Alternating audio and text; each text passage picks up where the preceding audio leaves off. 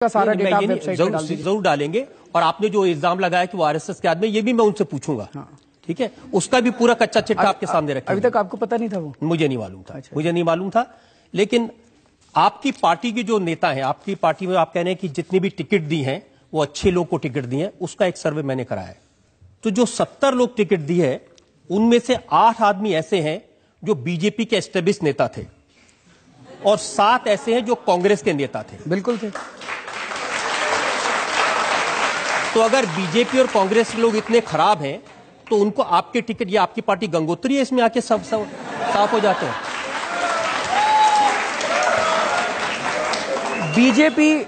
BJP एक mafia है, उसको माफिया चला रहा है। कांग्रेस भी एक माफिया है, उसको भी माफिया चला रहा है। लेकिन बीजेपी और कांग्रेस के अंदर चंद लोग ऐसे हैं जो अच्छे लोग हैं, जो वहां पे घुटन महसूस कर रहे थे। ऐसे लोगों का स्वागत है। मैंने तो 2 अक्टूबर को जब हमारी पार्टी बनी थी तब भी मैंने ऐलान करा था कि इस देश के सारे अच्छे लोगों को इकट्ठा होने की जरूरत है। जहां भी कोई काम ऐसे एक दो अच्छे लोगों से मिलवा दूं मैं आपको। सर 1 मिनट, तो आप सुन लीजिए जिनको आपने। मैं 2 मिनट तो मेरे को बात नहीं करने दे रहे। अरे आप ही को तो बात करने दे रहे हो अब तक। बीजेपी और कांग्रेस के अंदर जब भी कोई आदमी आता है, बीजेपी या कांग्रेस या किसी और भी पार्टी का, और हमारी पार्टी में आना की टिकट लेना चाहता है, मैंने जैसे बताया कि हम एक एक आदमी की जांच करा रहे हैं। जब कोई दूसरी पार्टी छोड़ के आता है तो उसकी 3 गुना जांच कराते हैं हम लोग। जिनकी आपने 3 गुना जांच कराई उनकी थोड़ी जांच मैंने भी कराई। हाँ, बता दीजिए। उत्तम नगर विधानसभा से आपने टिकट दी है देशराज राघव को। इनको माना जाता है राशन माफिया।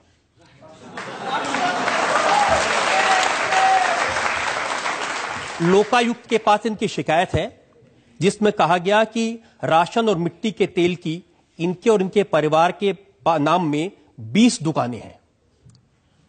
मिलावट का सामान बेचते हैं, पत्नी के नाम पे, बहन के नाम पे, परिवार के नाम पे, और ये सारी डिटेल्स आरटीआई से निकाली हैं। आप चाहें तो मैं आपको पूरी डिटेल दिखाऊं। मेरे को सारी पता है सर, मैं अभी बता देता हूं सारा। अच्छा, आपको पता है, उसके बावजूद आपने इनको टिकट दे दी? मैं सारा केस बता देता हूं आपको। वाह, मैं सारा केस आपको बता देता हूं।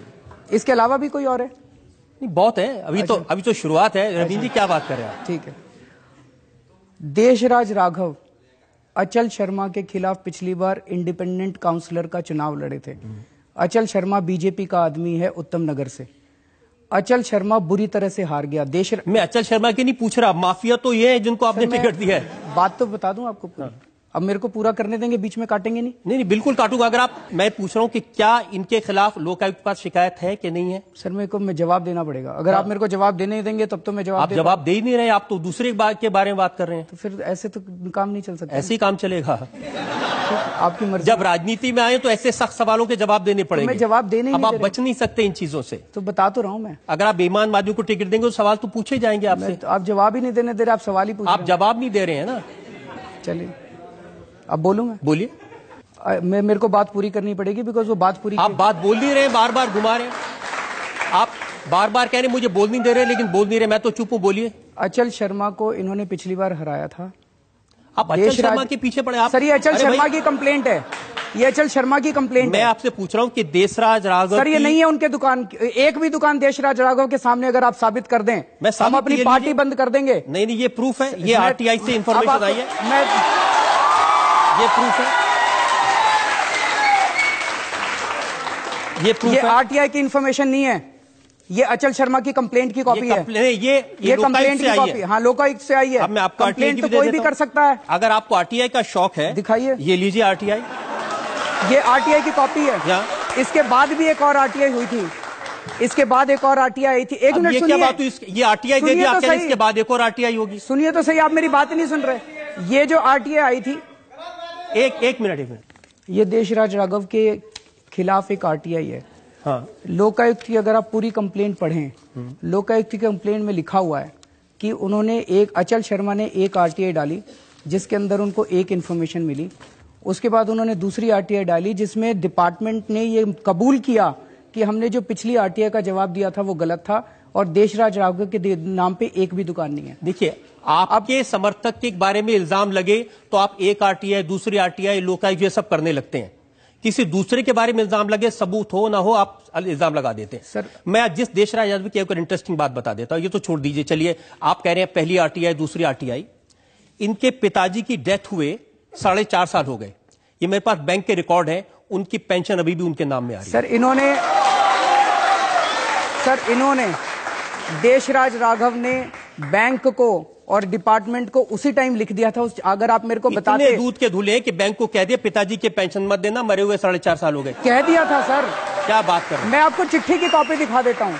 मैं आपको चिट्ठी की कॉपी दिखा देता हूं। बैंक की कॉपी है, अभी हाल ही में बैंक में जमा हुए पैसे। हाँ तो सर इसमें से उन्होंने 4 साल पहले जब उनके पिताजी की डेथ हुई थी, उन्होंने जो चिट्ठी लिखी थी बैंक को, वो चिट्ठी की कॉपी अगर आप मेरे को पहले बताते, हाँ। मैं वो सारे सबूत लेके आ जाता आपके पास। आप पहले आदमी जो मुझे कह रहा है आपकी अदालत में आया तो मुझे पहले बता देता क्या करना है। तो सर अगर आप ये डॉक्यूमेंट्स दिखा रहे थे, ये तो वन साइडेड डॉक्यूमेंट्स है ना, ये तो वन साइडेड डॉक्यूमेंट आपने भी, मैं आपको काउंटर देने के लिए तैयार हूं। जब लोगों पर इल्जाम लगाए हैं ना, तो वन साइडेड डॉक्यूमेंट पर लगाए हैं। हाँ तो सर आप तो उसके बाद आप जब प्रेस कॉन्फ्रेंस करते हैं जिसके खिलाफ में, उसको पहले बता देते हैं मैं आपके खिलाफ ये बोलने वाला हूं, जवाब लेके आ जाओ।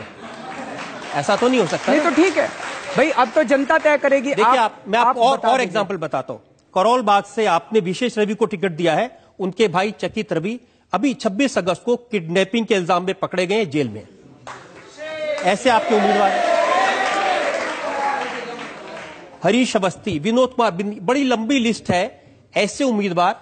अब आप क्या करेंगे? जिन उम्मीदवारों के खिलाफ इल्जाम है, जिन उम्मीदवारों के खिलाफ भ्रष्टाचार के आरोप हैं, जिन उम्मीदवारों के खिलाफ या उनके भाई के खिलाफ क्रिमिनल केस है, उनको उम्मीदवार बनाए रखेंगे या हटा देंगे? सर ये हम सारी जांच कर चुके हैं। ये सारे डॉक्यूमेंट्स आपके पास वन साइडेड डॉक्यूमेंट्स। आप ही जांच करते हैं, आप ही फैसला करते हैं, आप ही उम्मीदवार बनाते हैं। सर हम लोगों ने सारी अपनी इंटरनल जांच कराई है, और अगर सबूत सही, ये सर लोकायुक्त में कंप्लेंट तो कोई भी जाके पॉलिटिकल ओपोनेंट दे सकता है। हमारे जितने भी कैंडिडेट्स हैं उनके खिलाफ कोई भी जाके कंप्लेंट दे देगा, और फिर ये दिखाएगा जी देखो लोकायुक्त में कंप्लेंट है, लोकायुक्त में कंप्लेंट है। भाई हम भी तो देखेंगे ना कि कंप्लेंट में कुछ दम है कि नहीं। मनमोहन सिंह की तरह बात कर रहे हैं। मनमोहन सिंह तो बोलते ही नहीं है, मैं तो बहुत बोल रहा हूं। ये लोग कंप्लेंट कर देते हैं, मुझे क्या पता इसमें क्या है। मैं थोड़ी कह रहा हूं मुझे क्या पता, मुझे पता है, मैं सारे जवाब तो दे रहा हूं आपको। आप सुन ही नहीं रहे जवाब। कहां जवाब दे रहे हैं आप? अब मैं सारे जवाब तो आज ये पहली बार ऐसा लग रहा है अरविंद केजरीवाल के पास जवाब नहीं है। आप जो मर्जी कह लीजिए कि हाँ ठीक है मेरे पास जवाब नहीं, आप कह लीजिए। नहीं मेरे कहने से क्या है भाई, आप देखिए आप अपना मन बना बैठे हैं। आज आप अपना मन बना बैठे हैं। अब ये भी आर्गुमेंट नहीं चलेगा अरविंद जी। जनता बैठी है सबके सामने, मैं कागज दिखा रहा हूं, सवाल पूछ रहा हूं, आप कह रहे मन बना बैठे हैं। अगर मन बना बैठा हो तो आपको बुलाता क्यों, आपसे सवाल क्यों पूछता? सर जो आपके पास डॉक्यूमेंट्स हैं ये